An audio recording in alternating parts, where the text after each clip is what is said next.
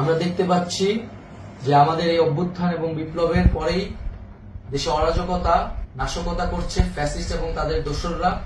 আমরা দেখতে পাচ্ছি যে বিভিন্ন জায়গায় এখন গোলাগুলি চলছে, মন্দিরে হামলা হচ্ছে এবং নাশকতা ও লুটপাট করছে। আমরা মনে করি আমাদের যে ছাত্র নাগরিকদের অভ্যুত্থান তাকে নস্যাৎ করার জন্যই পরিকল্পিতভাবে এই ধরনের ঘটনা ঘটানো হচ্ছে। আমরা মুক্তিকামী ছাত্র জনতাকে সজাগ এবং সতর্ক থাকতে আহ্বান জানাচ্ছি এবং আমাদের যে অন্তর্বর্তীকালীন সরকার, আমরা সেই সরকারের যে প্রস্তাবনা 24 ঘন্টার সময় নিয়েছিলাম, জরুরি পরিস্থিতি মোতাবেক আমরা এখনই তার একটি রূপরেখা ঘোষণা করছি।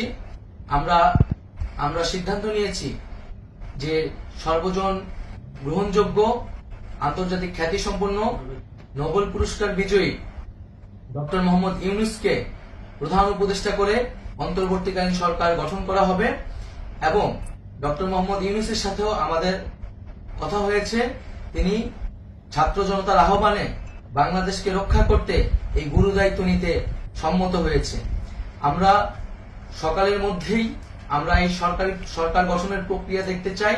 রাষ্ট্রপতির কাছে আহ্বান থাকবে যে দ্রুত সময়ের মধ্যে ডক্টর মোহাম্মদ ইউনূসকে প্রধান উপদেষ্টা করে অন্তর্বর্তীকালীন সরকার গঠন করা হোক এবং এই অন্তর্বর্তীকালীন সরকারের বাকি সদস্যদের নামও আমরা সকালের মধ্যে ঘোষণা করব।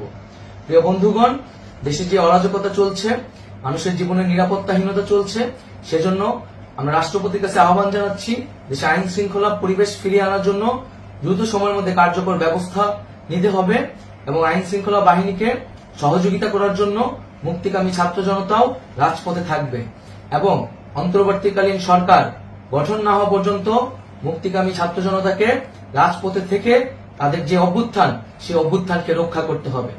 প্রিয় বন্ধুগণ, আমরা রক্ত দিয়েছি, শহীদ হয়েছি, আমাদের যে প্রতিশ্রুতি একটি নতুন বাংলাদেশ গঠন করার জন্য, সেটিকে আমাদের অবশ্যই বাস্তবায়ন করতে হবে এবং অবশ্যই ছাত্র জনতার প্রস্তাবিত সরকার বাদে কোন ধরনের সরকার কিন্তু মেনে নেওয়া হবে না।